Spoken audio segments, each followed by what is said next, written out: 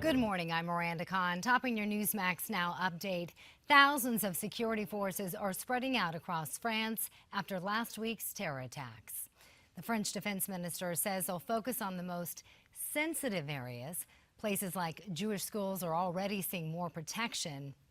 17 people died in the attacks last week at the newspaper Charlie Hebdo and in a kosher market in Paris. Meanwhile, the search continues for the last suspect in those attacks. The common-law wife of the gunman in the Paris market. It's believed that Hayat Boumediene entered Syria last week on the same day her husband killed a policewoman in Paris.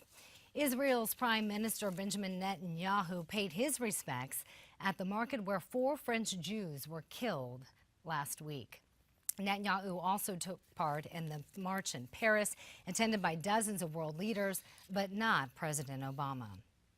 And the Pope today has denounced what he calls defiant forms of religion that inspired the Paris attacks and the ongoing Mideast conflict.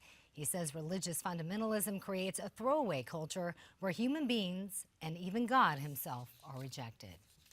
Police departments across the country are on alert after a new threat from ISIS. Over the weekend, the terror group called on his followers to attack police. The NYPD has told officers to stay alert, but New York City officials say the NYPD is always on high alert.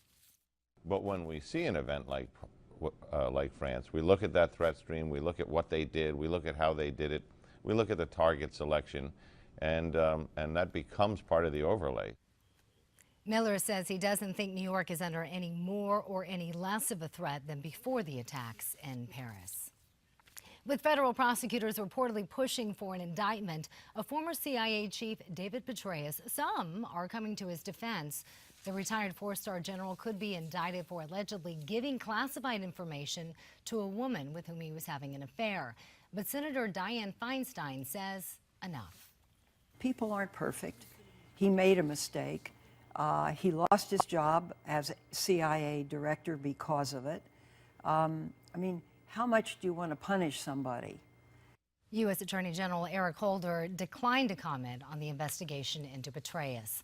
Investigators in Indonesia now think that AirAsia Flight 8501 may have exploded when it hit water last month.